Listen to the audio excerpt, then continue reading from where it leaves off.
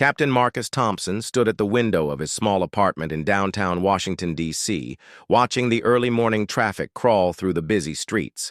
His military uniform hung freshly pressed on the closet door, the silver bars on, his shoulders catching the sunlight. Today marked exactly 6 months since he received his new posting as security liaison officer at the British Embassy. The phone rang sharply, breaking his morning routine. Colonel Harrison's voice came through the speaker, crisp and direct as always. "Thompson, I need you at the Pentagon in 2 hours. We have a situation developing at the British Embassy that requires immediate attention." Marcus grabbed his keys and headed out, his mind racing with possibilities. The British Embassy had always been considered one of the most secure diplomatic posts in Washington. What kind of situation could possibly require Pentagon involvement? The drive through the capital's morning rush hour gave him time to think about his unusual career path. Unlike most military officers, Marcus had spent years working in diplomatic security across 3 continents. He spoke 4 languages fluently and understood the delicate balance between military protocol and diplomatic courtesy better than most. This unique combination of skills had earned him respect in both military and civilian circles. At the Pentagon, Colonel Harrison waited in Conference Room B with several other officials Marcus didn't recognize. Maps of the embassy district covered the large table, along with photographs and what appeared to be surveillance reports. "Gentlemen, we have a developing situation," Colonel Harrison began without preamble. "Intelligence sources indicate that a foreign operative has been conducting surveillance of the British Embassy for the past 3 weeks. This individual appears to have specific knowledge of embassy security protocols and staff routines." One of the unknown officials, a woman in a dark suit, leaned forward. "Captain Thompson, your expertise in both military operations and diplomatic security makes you the ideal candidate for this assignment. We need someone who can work closely with the British security team without raising suspicions." Marcus studied. The photographs spread across the table. They showed a man in his 30s, average height, always wearing different clothes but maintaining the same careful posture of someone trained in surveillance techniques. "What's our primary concern here? Industrial espionage, terrorist reconnaissance, or something else?" "That's what we need to find out," Colonel Harrison replied. "The British ambassador has specifically requested American assistance, but they want this handled quietly. No media attention, no diplomatic incidents." The woman in the suit introduced herself as Agent Sarah Chen from the State Department's Diplomatic Security Service. "Captain, you'll be working directly with the embassy's head of security, a man named James Mitchell. He's former SAS, very experienced, but he's specifically asked for someone with your background." Over the next hour, they briefed Marcus on every detail they had gathered. The suspect had been spotted near the embassy at various times, always maintaining different covers, sometimes as a tourist taking photos, other times as a businessman grabbing coffee from nearby shops. What concerned the analysts most was his apparent knowledge of when specific embassy staff arrived and departed. "There's something else," Agent Chen added, pulling out another set of photographs. "This individual has been seen near other diplomatic facilities as well, the French Cultural Center, the German Trade Office, and twice near the Canadian Consulate. We're dealing with someone who's conducting a broader intelligence operation." Marcus examined the images more carefully, the man's positioning in each. Photos showed professional awareness of camera angles and escape routes. He's definitely trained. The question is, by whom and for what purpose? The briefing concluded with Marcus receiving his cover story. He would be assigned to the embassy as part of a routine security assessment, supposedly evaluating their protocols for an upcoming visit by a high-ranking British official. This would give him access to all areas of the embassy and allow him to observe both staff and visitors without raising suspicions. As Marcus left the Pentagon, his phone buzzed with a text message containing an address in Georgetown. His first meeting with James Mitchell was scheduled for that evening at a small cafe near the embassy. The message was signed simply JM, with no other details. The rest of the day passed quickly as Marcus prepared for his new assignment. He reviewed floor plans of the embassy building, studied files on all embassy staff members, and memorized the daily routines of everyone from the ambassador down to the maintenance crew. By evening, he felt as prepared as possible for whatever awaited him. The Georgetown Cafe was exactly the kind of place where two security professionals could meet without attracting attention. Marcus arrived 10 minutes early and chose a table with a clear view of both entrances. He ordered coffee and waited. James Mitchell walked in precisely at the scheduled time. He was older than Marcus had expected, probably in his late 40s, with graying hair and the kind of alert eyes that missed nothing. He moved with the controlled grace of someone who had spent years in dangerous situations. "Captain Thompson, I presume," Mitchell said, extending his hand. His accent carried the clipped tones of someone from northern England. "Thank you for coming. I apologize for the unusual meeting arrangements, but given the circumstances, discretion seems advisable." They spent the next 2 hours discussing the situation in detail. Mitchell confirmed everything Marcus had learned at the Pentagon briefing, but added several disturbing details that hadn't made it into the official reports. "The man we're tracking isn't just conducting surveillance," Mitchell explained, stirring his tea thoughtfully. 3 days ago, one of our cleaning staff mentioned that someone had been asking questions about embassy schedules at a nearby grocery store. Yesterday, a taxi driver reported that a passenger matching our suspect's description had asked specific questions about embassy personnel. Marcus felt a chill run down his spine. He's not just watching, he's actively gathering intelligence. Exactly. And that's why we need someone with your particular skills. This isn't just about embassy security anymore. We're dealing with someone who's preparing for something specific, and we need to find out what that is before it happens. As they prepared to leave the cafe, Mitchell handed Marcus a small envelope.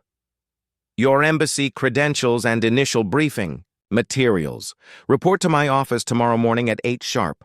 Captain, I hope you're ready for what we might discover, because I have a feeling this situation is far more complex than any of us realize." Walking back to his car through the quiet Georgetown streets, Marcus couldn't shake the feeling that he was stepping into something that would challenge every skill he had learned in his military career. The game was about to begin, and the stakes were higher than anyone suspected. Captain Marcus Thompson stood at the window of his small apartment in downtown Washington, D.C., watching the early morning traffic crawl through the busy streets. His military uniform hung freshly pressed on the closet door, the silver bars on, his shoulders catching the sunlight.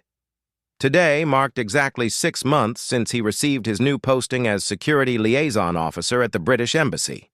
The phone rang sharply, breaking his morning routine. Colonel Harrison's voice came through the speaker, crisp and direct as always.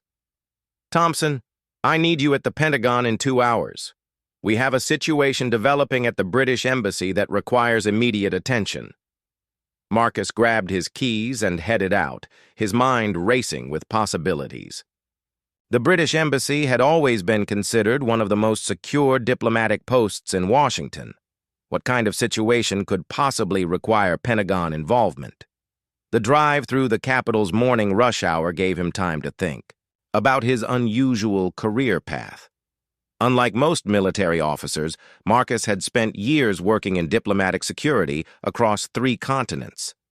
He spoke 4 languages fluently and understood the delicate balance between military protocol and diplomatic courtesy better than most. This unique combination of skills had earned him respect in both military and civilian circles. At the Pentagon, Colonel Harrison waited in Conference Room B with several other officials Marcus didn't recognize. Maps of the embassy district covered the large table, along with photographs and what appeared to be surveillance reports. "Gentlemen, we have a developing situation," Colonel Harrison began without preamble. "Intelligence sources indicate that a foreign operative has been conducting surveillance of the British Embassy for the past 3 weeks. This individual appears to have specific knowledge of embassy security protocols and staff routines. One of the unknown officials, a woman in a dark suit, leaned forward. "Captain Thompson, your expertise in both military operations and diplomatic security makes you the ideal candidate for this assignment. We need someone who can work closely with the British security team without raising suspicions." Marcus studied. The photographs spread across the table. They showed a man in his 30s, average height, always wearing different clothes but maintaining the same careful posture of someone trained in surveillance techniques. "What's our primary concern here? Industrial espionage, terrorist reconnaissance, or something else?" "That's what we need to find out," Colonel Harrison replied. "The British ambassador has specifically requested American assistance, but they want this handled quietly. No media attention, no diplomatic incidents." The woman in the suit introduced herself as Agent Sarah Chen from the State Department's Diplomatic Security Service. "Captain, you'll be working directly with the embassy's head of security, a man named James Mitchell. He's former SAS, very experienced, but he's specifically asked for someone with your background." Over the next hour, they briefed Marcus on every detail they had gathered. The suspect had been spotted near the embassy at various times, always, maintaining different covers, sometimes as a tourist taking photos, other times as a businessman grabbing coffee from nearby shops. What concerned the analysts most was his apparent knowledge of when specific embassy staff arrived and departed. "There's something else," Agent Chen added, pulling out another set of photographs. "This individual has been seen near other diplomatic facilities as well. The French Cultural Center, the German Trade Office, and twice near the Canadian Consulate. We're dealing with someone who's conducting a broader intelligence operation." Marcus examined the images more carefully. The man's positioning in each. Photos showed professional awareness of camera angles and escape routes. He's definitely trained. The question is, by whom and for what purpose? The briefing concluded with Marcus receiving his cover story. He would be assigned to the embassy as part of a routine security assessment, supposedly evaluating their protocols for an upcoming visit by a high-ranking British official. This would give him access to all areas of the embassy and allow him to observe both staff and visitors without raising suspicions. As Marcus left the Pentagon, his phone buzzed with a text message containing an address in Georgetown. His first meeting with James Mitchell was scheduled for that evening at a small cafe near the embassy. The message was signed simply JM with no other details. The rest of the day passed quickly as Marcus prepared for his new assignment. He reviewed floor plans of the embassy building, studied files on all embassy staff members, and memorized the daily routines of everyone from the ambassador down to the maintenance crew. By evening, he felt as prepared as possible for whatever awaited him. The Georgetown Cafe was exactly the kind of place where two security professionals could meet without attracting attention. Marcus arrived 10 minutes early and chose a table with a clear view of both entrances. He ordered coffee and waited. James Mitchell walked in precisely at the scheduled time. He was older than Marcus had expected, probably in his late 40s, with graying hair and the kind of alert eyes that missed nothing. He moved with the controlled grace of someone who had spent years in dangerous situations. "Captain Thompson, I presume," Mitchell said, extending his hand. His accent carried the clipped tones of someone from northern England. "Thank you for coming. I apologize for the unusual meeting arrangements, but given the circumstances, discretion seems advisable." They spent the next 2 hours discussing the situation in detail. Mitchell confirmed everything Marcus had learned at the Pentagon briefing, but added several disturbing details that hadn't made it into the official reports. "The man we're tracking isn't just conducting surveillance," Mitchell explained, stirring his tea thoughtfully. 3 days ago, one of our cleaning staff mentioned that someone had been asking questions about embassy schedules at a nearby grocery store. Yesterday, a taxi driver reported that a passenger matching our suspect's description had asked specific questions about embassy personnel. Marcus felt a chill run down his spine. He's not just watching. He's actively gathering intelligence. Exactly. And that's why we need someone with your particular skills. This isn't just about embassy security anymore. We're dealing with someone who's preparing for something specific, and we need to find out what that is before it happens. As they prepared to leave the cafe, Mitchell handed Marcus a small envelope. Your embassy credentials and initial briefing. Materials. Report to my office tomorrow morning at 8 sharp. Captain, I hope you're ready for what we might discover because I have a feeling this situation is far more complex than any of us realize. Walking back to his car through the quiet Georgetown streets, Marcus couldn't shake the feeling that he was stepping into something that would challenge every skill he had learned in his military career. The game was about to begin, and the stakes were higher than anyone suspected.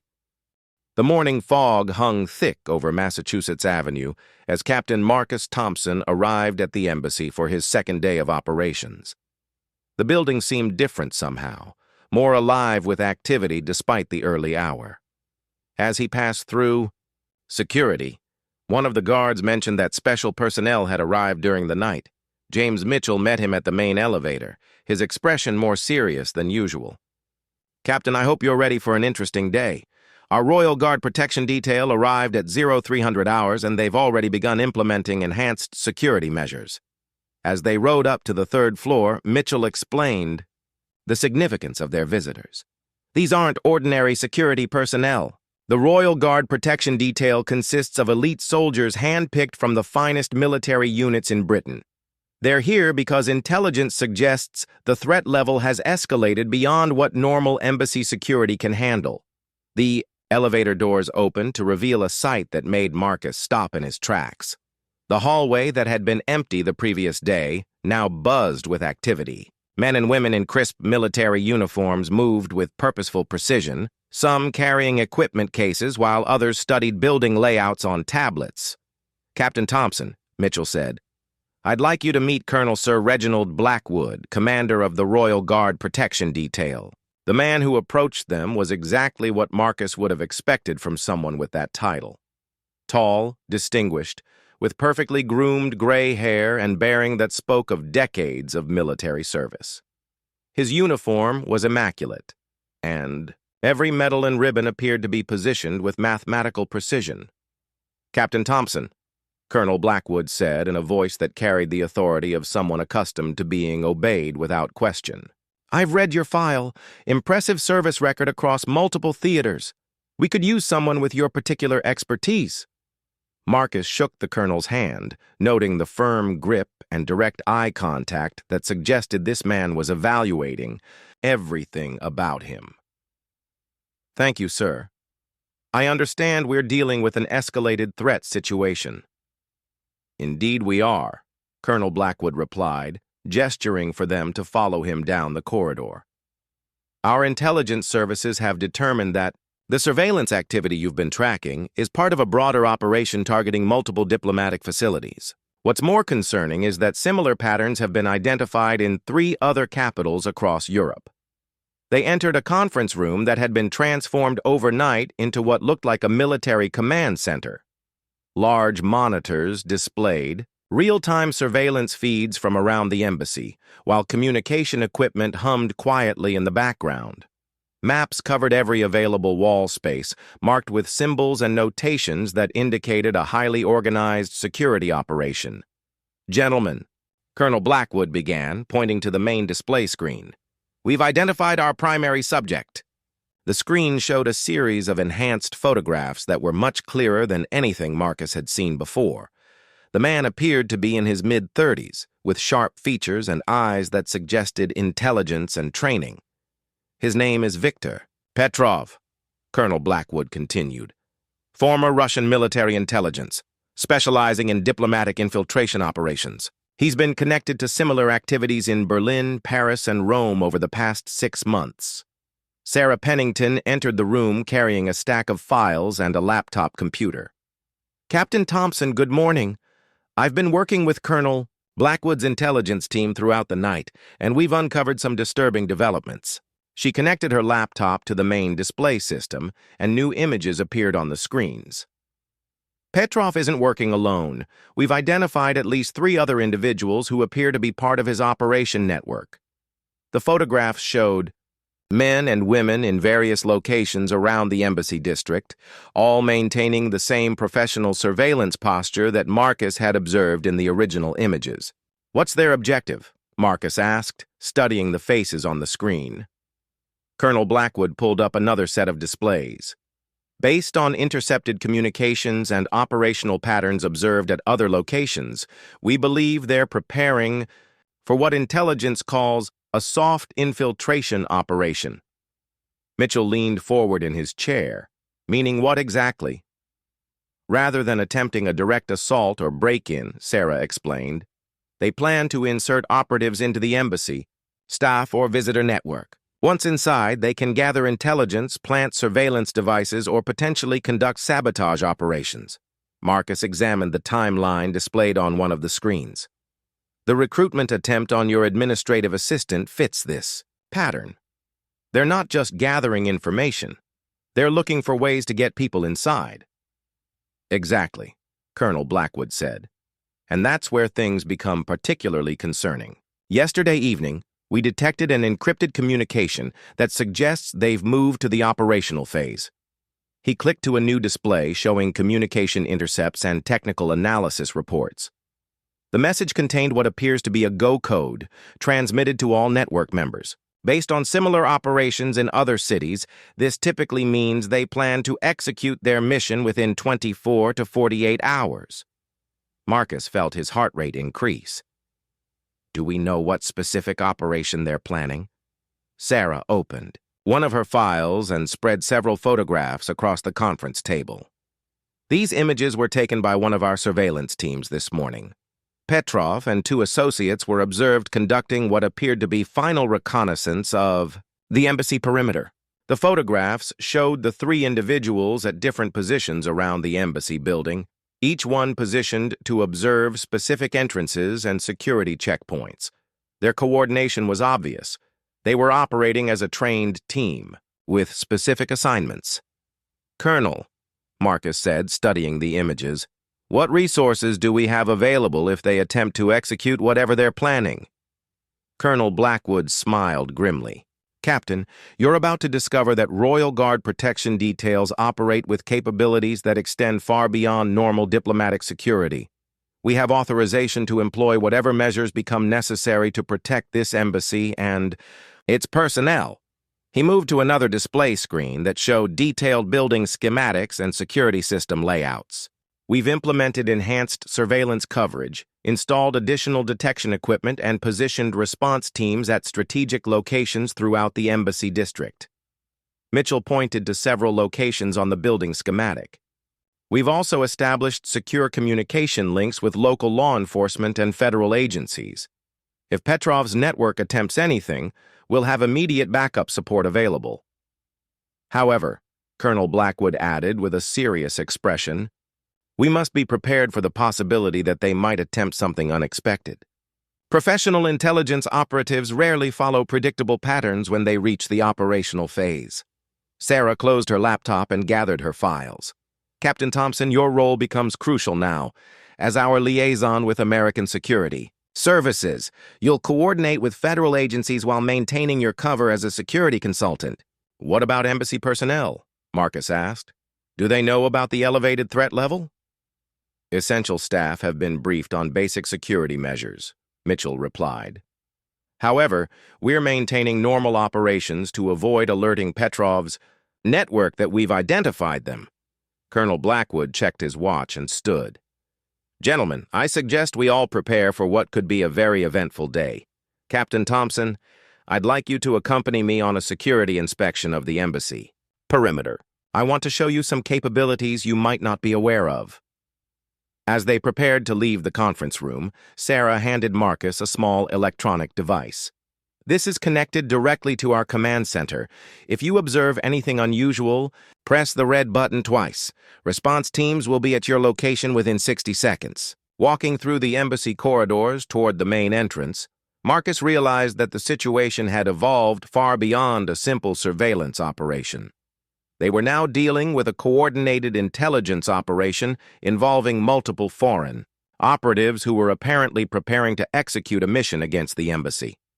Colonel Blackwood paused at the main entrance and turned to face Marcus. "Captain, I need to ask you something that may sound unusual. Are you prepared to take actions that might extend beyond normal diplomatic security protocols?" Marcus met the colonel's steady gaze. "Sir, I took an oath to protect American interests and those of our allies. If this embassy and its personnel are threatened, I'm prepared to do whatever becomes necessary." "Good," Colonel Blackwood replied with a slight smile, "because I have a feeling that before this day ends, we're all going to be tested in ways we hadn't anticipated." As they stepped out into the foggy Washington morning, Marcus couldn't shake the feeling that somewhere in the city, Viktor Petrov and his team were putting the finishing touches on whatever operation they planned to execute. The next few hours would determine whether their security preparations were sufficient to meet the challenge. The real test was about to begin. The afternoon sun cast long shadows across the embassy courtyard as Captain Marcus Thompson stood at Colonel Blackwood's side, observing what appeared to be a routine changing of the guard ceremony. What most observers couldn't see was the heightened state of alert that permeated every aspect of the embassy's operations. "Captain," Colonel Blackwood said quietly, his eyes never leaving the courtyard, "in approximately 10 minutes, we're going to conduct a test that will demonstrate exactly what Royal Guard protection protocols can accomplish when properly implemented." Marcus watched as embassy staff members went about their daily routines, seemingly unaware of the security preparations that surrounded them. Guards at each entrance maintained their professional demeanor while staying in constant communication with the command center through nearly invisible earpieces. James Mitchell approached from the main building, carrying a tablet computer and wearing the expression of someone who had received significant news. "Colonel, we've intercepted another communication from Petrov's network. They appear to be moving toward active implementation." Colonel Blackwood took the tablet and reviewed the intelligence report quickly. 3 vehicles have been positioned at strategic locations around the embassy district. 2 operatives have been observed conducting final equipment checks. Timeline assessment suggests execution within the next 2 hours. Marcus felt the familiar adrenaline surge that came with imminent action. "What's our response protocol?" "Watch and learn," Colonel Blackwood replied with a slight smile. He spoke quietly into his communication device, using what appeared to be coded language. "Command, this is Sentinel 1. Initiate Protocol 7. Repeat, initiate Protocol 7. Within 30 seconds. Marcus began to observe changes that were so subtle most people would never notice them. Embassy staff members who had been visible in windows seemed to disappear. Visitors who had been touring the grounds were quietly escorted toward more secure areas. Guards who had been stationed at visible posts moved to concealed positions that provided better defensive coverage. Protocol 7, Colonel Blackwood explained, transforms this embassy from a diplomatic facility into a military fortress without creating any obvious changes that would alert external observers. Sarah Pennington emerged from the building carrying a secure communication device and several files. "Gentlemen, we've received confirmation from multiple intelligence sources. Petrov's network has acquired what appears to be embassy maintenance uniforms and identification documents." Marcus examined the surveillance photographs she handed him. 3 individuals wearing clothes identical to embassy maintenance staff were visible in images taken from concealed cameras positioned around the embassy district. "They're planning to infiltrate during routine maintenance operations," Mitchell concluded, "probably during the afternoon shift change when legitimate maintenance personnel move through the building." Colonel Blackwood studied the photographs carefully. "Captain Thompson, this is where your unique expertise becomes essential.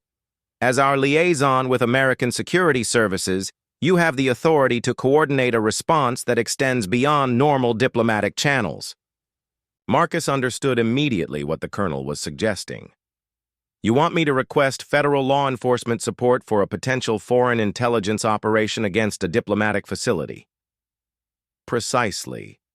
But more than that, Colonel Blackwood replied, I want you to authorize a coordinated response that will not only neutralize this immediate threat, but also send a clear message to whoever is directing these operations.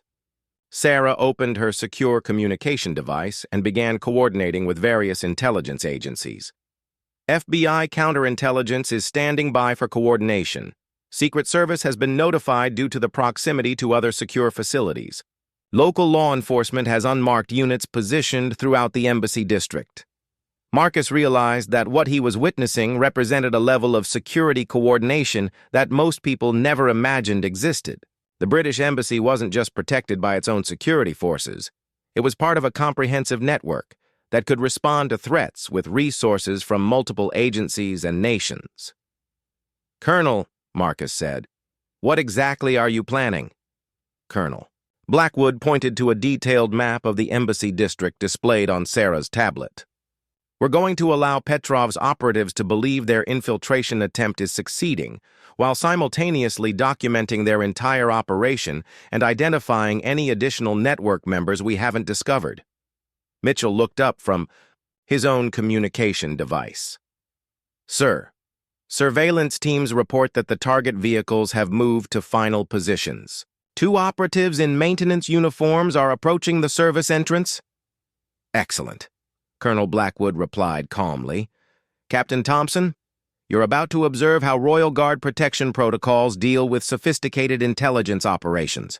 Marcus watched as the colonel spoke into his communication device, using a series of coded phrases that obviously triggered specific response procedures. Throughout the embassy building, security personnel moved with the precision of a military operation while maintaining the appearance of normal diplomatic activity. The 2 individuals approaching the service entrance will be allowed to enter the building, Colonel Blackwood explained. However, they'll discover that our maintenance areas have been equipped with surveillance technology that will document every aspect of their operation. Sarah showed Marcus a series of live video feeds on her tablet. The images showed the 2 operatives in maintenance uniforms approaching the embassy service entrance with what appeared to be legitimate work orders and identification documents. How do we know those aren't actually maintenance workers? Marcus asked. Because, Mitchell replied with a slight smile, our actual maintenance staff are currently secured in a conference room on the 4th floor, where they've been since this morning when we detected the elevated threat level. Marcus watched the video feeds as the 2 operatives entered the embassy service areas and began what appeared to be routine maintenance activities. However, their movements suggested they were actually conducting surveillance and possibly installing monitoring devices. Are we going to arrest them immediately? Marcus asked. Colonel Blackwood shook his head. Captain, this operation is more sophisticated than a simple arrest situation. We want to identify their entire network, understand their operational objectives, and determine who's directing their activities. The secure communication device in Sarah's hands buzzed with an incoming message. She read it quickly and looked up with a concerned expression. Gentlemen, we have a problem. Intelligence has detected additional operatives moving toward the embassy from 3 different directions. Colonel Blackwood examined the new intelligence reports on Sarah's tablet. It appears Petrov's network is larger than we initially assessed. They're conducting a coordinated operation with multiple teams. Marcus felt the situation escalating beyond what any of them had anticipated. Colonel, if we're dealing with multiple teams conducting simultaneous operations, our response needs to be adjusted accordingly. Agreed, Colonel Blackwood replied. He spoke into his communication device with increased urgency. Command, this is Sentinel 1. Upgrade to Protocol 9. Repeat, upgrade to Protocol 9. All teams stand by for coordinated response. Within minutes, Marcus began to observe changes that transformed the embassy's security posture completely. Personnel who had been maintaining low profiles suddenly became visible at strategic positions throughout the building and grounds. Additional security personnel appeared from locations Marcus hadn't even realized existed. Protocol 9, Colonel Blackwood explained, represents full defensive implementation. Every person entering or leaving this embassy district is now under complete surveillance and potential interdiction. Sarah's communication device buzzed again with multiple incoming messages. Colonel, federal agencies are reporting successful identification of all network vehicles and additional operatives.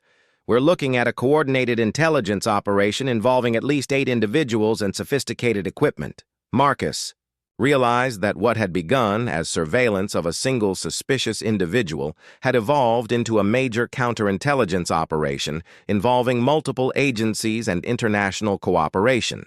"Gentlemen," Colonel Blackwood said, checking his watch, "in exactly 15 minutes, we're going to demonstrate to Viktor Petrov and his network that conducting intelligence operations against this embassy was a serious miscalculation."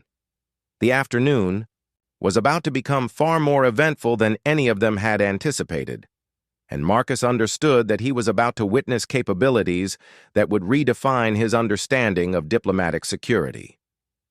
The real confrontation was about to begin. The Embassy Command Center had transformed into something resembling a military war room as Captain Marcus Thompson watched multiple screens displaying real-time surveillance feeds from across the embassy district. Colonel Blackwood stood at the center of the activity, coordinating responses with the calm efficiency of someone who had managed similar operations many times before. "Sir," Sarah Pennington called out from her monitoring station, "we have visual confirmation of all 8 network members. They're positioned exactly as intelligence predicted, but there's something unusual about their equipment." Marcus moved closer to examine the surveillance feeds she was displaying. The operatives were using technology that appeared far more sophisticated than anything he had expected from a standard intelligence-gathering operation. "Those aren't just surveillance devices," Mitchell observed, pointing to enhanced images, showing the equipment being deployed by the infiltration team inside the embassy. "Some of that technology appears to be designed for electronic warfare applications." Colonel Blackwood studied the images with growing concern. "Captain Thompson, I need you to coordinate immediately with federal agencies. We may be dealing with something significantly more serious than intelligence gathering." Marcus activated his secure communication link to the Pentagon. "Command, this is Thompson. Request immediate assessment of potential electronic warfare threat at embassy location. We have visual confirmation of sophisticated equipment deployment by foreign operatives." The response came back within minutes, and Marcus felt his heart rate increase as he read the assessment. "Gentlemen, according to Pentagon analysis, some of the equipment visible in our surveillance feeds appears to be capable of disrupting or intercepting secure communications networks." Sarah looked up from her monitoring station with alarm. "If they can interfere with secure communications, they might be able to access classified information that passes through embassy networks. Or worse," Colonel Blackwood added grimly, "they might be able to monitor communications between this embassy and other diplomatic facilities, potentially compromising operations across multiple locations." The implications of this discovery changed everything about their response strategy. What had appeared to be a surveillance operation was actually a sophisticated attack on diplomatic communication networks that could affect national security at the highest levels. "Colonel," Marcus said, "we need to consider the possibility that this operation isn't just targeting the British embassy. If they can access secure communication networks, they might be gathering intelligence about American operations as well." Mitchell was already coordinating with his intelligence contacts when he received information that made the situation even more serious. "Gentlemen, we have confirmation that similar equipment has been detected at other diplomatic facilities in Washington. This appears to be a coordinated attack on the entire diplomatic community." Colonel Blackwood made a decision that surprised everyone in the command center. "We're going to accelerate our timeline. Rather than waiting for them to complete their operation, we're going to confront them directly and immediately." Marcus looked at the colonel with surprise. "Sir, that could compromise our intelligence gathering about their network and objectives." "Captain," Colonel Blackwood replied with deadly seriousness, "if they succeed in accessing secure communication networks, the intelligence damage could be catastrophic. We cannot allow that to happen under any circumstances." Sarah's monitoring equipment began displaying alerts from multiple embassy security systems. Colonel, they're attempting to access our main communication hub. If they succeed, they'll have access to classified traffic between this embassy and London. The situation had escalated beyond anything Marcus had encountered in his military career. They were facing an operation that threatened not just embassy security, but potentially classified information that could affect international relations and national security. All teams, this is Sentinel 1, Colonel Blackwood announced into his communication device. Execute immediate interdiction. Repeat, execute immediate interdiction. This is not a drill. Marcus watched as the embassy transformed from a diplomatic facility into a coordinated security operation within seconds. Personnel who had been maintaining cover positions suddenly became visible, moving with military precision toward predetermined objectives. On the surveillance screens, he could see the two operatives who had infiltrated the embassy maintenance areas suddenly realize that their cover had been compromised. Their body language changed from casual confidence to alert awareness as embassy security personnel surrounded their positions. Contact established with targets Alpha and Beta, came a voice through the communication system. Both subjects are secured and compliant. But Colonel Blackwood's attention was focused on something else entirely. Captain Thompson, look at screen 7. We have a problem. Marcus turned to see a surveillance feed showing Viktor Petrov himself, not at one of the expected observation positions, but standing calmly outside the main embassy entrance. He appeared to be waiting for something, and his posture suggested complete confidence rather than concern about his operatives being compromised. He knows we've detected his operation, Sarah observed, studying Petrov's behavior on the screen. But he's not attempting to flee or signal his team, he's just waiting. Mitchell coordinated with the security teams throughout the embassy district while monitoring communication intercepts. Colonel, we're receiving strange signals from Petrov's location. It appears he's transmitting something, but our equipment can't identify the specific technology he's using. Marcus felt a chill of recognition as he studied Petrov's position and behavior. Gentlemen, I think we've misunderstood this entire operation. He's not trying to escape detection. He wanted us to discover his network. Colonel Blackwood looked at Marcus with sharp attention. Explain that assessment, Captain. Look at his positioning, Marcus said, pointing to the surveillance screen. He's standing in the one location where our security response would be most visible to external observers. If this was a covert intelligence operation, he would never expose himself so obviously. Sarah began reviewing the timeline of events on her computer systems. Captain Thompson might be correct. The operational pattern we've observed, the systematic surveillance, the recruitment attempts, the obvious infiltration using maintenance uniforms, it's all been too visible for professional intelligence operatives. Mitchell joined the analysis, studying communication intercepts and surveillance reports. If Captain Thompson is right, then this entire operation might be designed to make us respond in a specific way. Colonel Blackwood moved to the main communication console and began issuing new orders. All teams, maintain current positions but do not advance. Repeat, maintain positions but do not advance.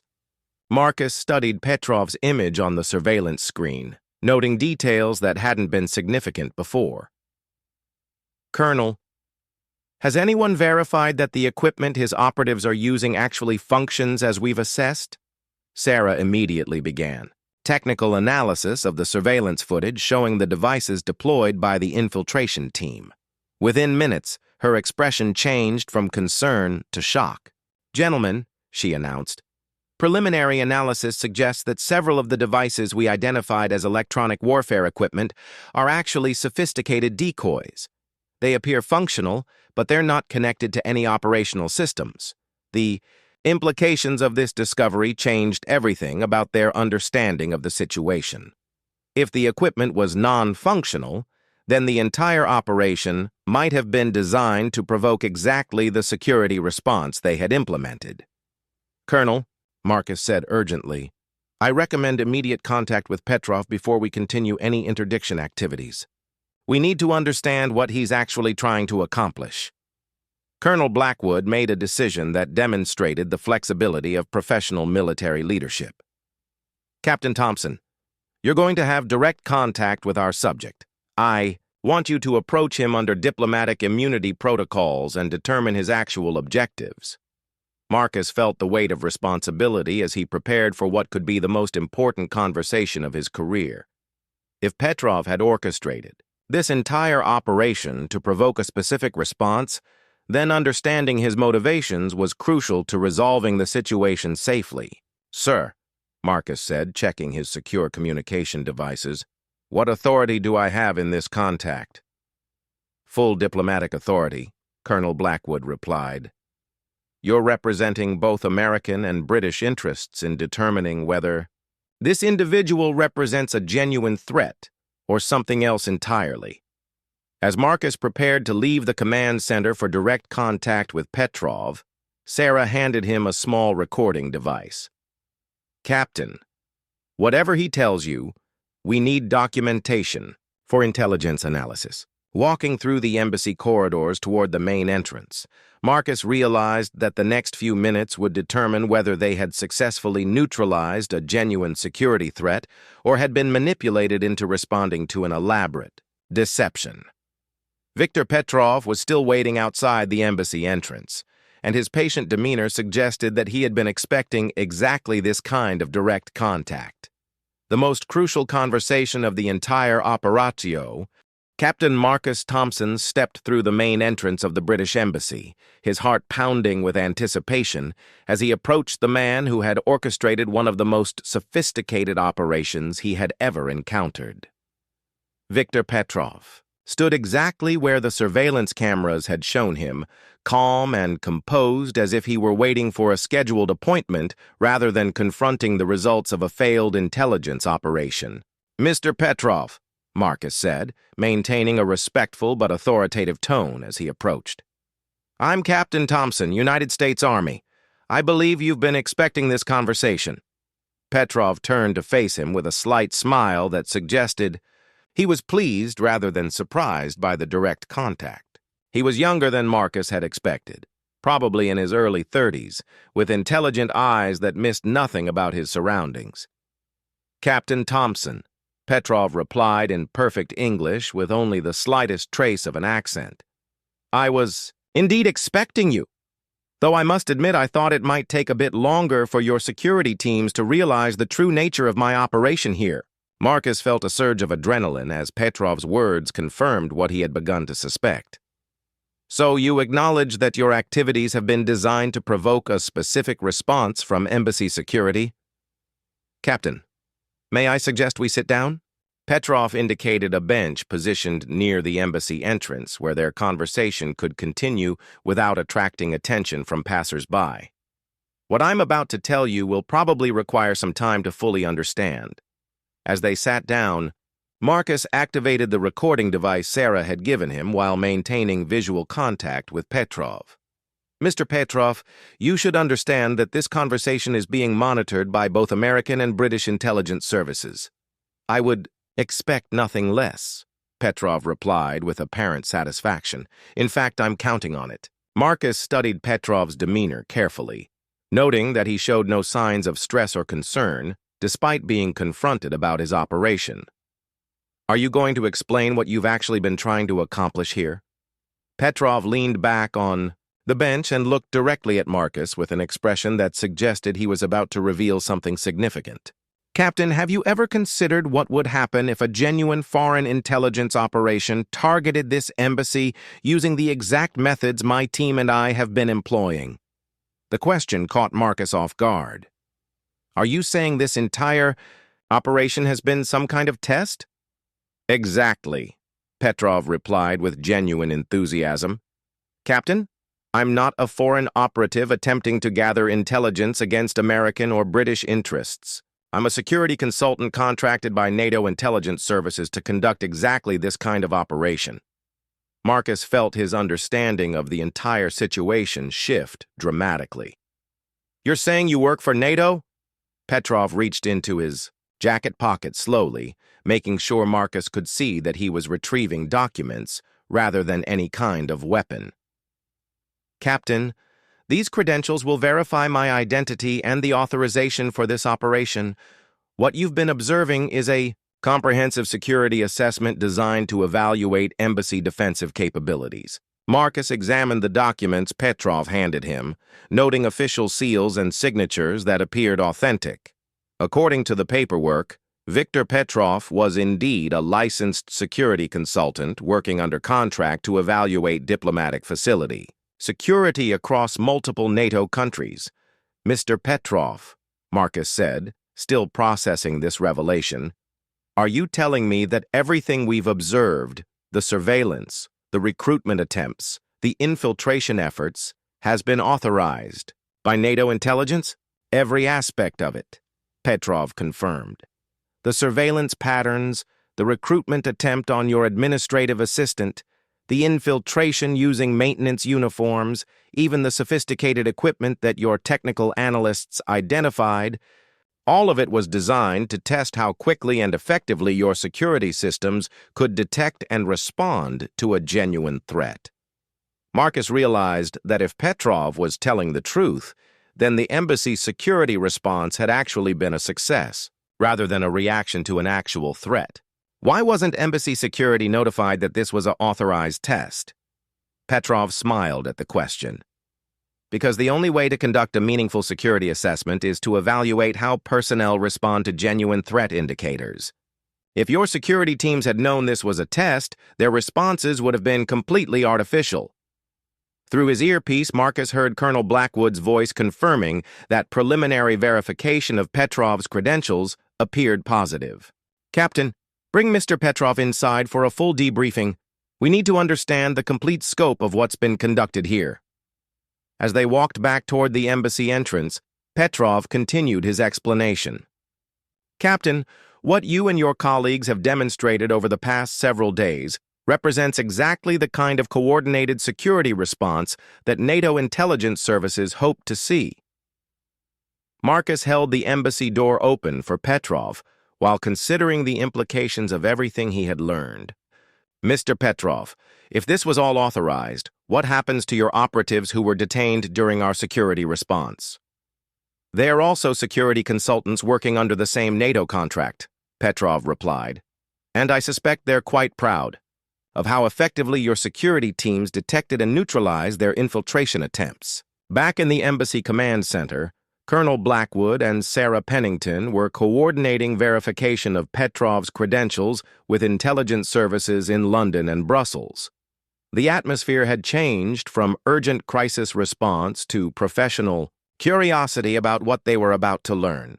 "Mr. Petrov," Colonel Blackwood said as they entered the command center, "I've just received confirmation from NATO intelligence that your operation here has been fully authorized. I must say, you've conducted one of the most comprehensive security assessments we've ever experienced."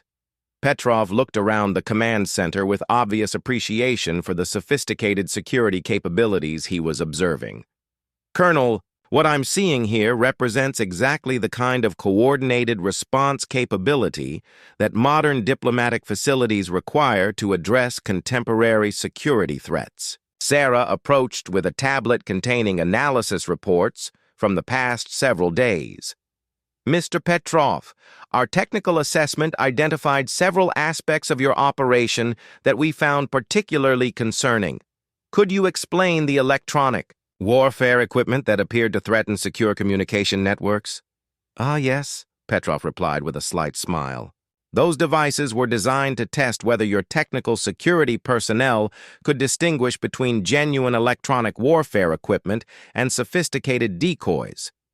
The fact that your analysts immediately identified potential threats to communication, security demonstrates excellent training and awareness." Marcus realized that every aspect of what they had interpreted as a genuine security threat had actually been a carefully designed test of embassy defensive capabilities. "Mr. Petrov, what's your overall assessment of the security response you've observed here?" Petrov looked around the command center, noting the coordination between American and British personnel, the sophisticated technology, and the professional efficiency of everyone involved. Captain, Colonel Blackwood, Ms. Pennington, what I've observed here represents one of the most effective diplomatic security operations I've evaluated in my career. Colonel Blackwood stepped forward with a question that had been concerning him throughout the operation. Mr. Petrov, if your assessment had revealed significant security vulnerabilities, what would have been the next step in the NATO evaluation process? That's an excellent question, Colonel, Petrov replied. If we had identified serious deficiencies in embassy security capabilities, NATO intelligence would have provided specific recommendations for improvements, additional training, and enhanced coordination with allied security services. Sarah looked up from her analysis reports with an expression of professional satisfaction. So our detection of your surveillance activities, identification of your network members, and coordinated response to the infiltration attempt all represent successful defensive operations? Absolutely, Petrov confirmed. Your security response exceeded NATO standards for diplomatic facility protection. The coordination between American and British personnel, the integration of multiple intelligence sources, and the flexibility of your response protocols all demonstrate exceptional capability. Marcus felt a sense of professional pride as he realized that what had seemed like a dangerous crisis had actually been a validation of everything they had worked to accomplish. The embassy security systems had been tested by professionals using sophisticated methods, and they had performed exactly as intended. Colonel Blackwood extended his hand to Petrov in a gesture of professional respect. Mr. Petrov, thank you for conducting such a thorough assessment. I hope our response has met NATO expectations for Allied diplomatic facility security. Colonel, Petrov replied, shaking hands warmly. Your security response has exceeded expectations in every measurable category. This embassy represents exactly what NATO intelligence services hope to see in terms of coordinated international security cooperation. As the tension of the past several days finally began to subside, Marcus realized that he had participated in something far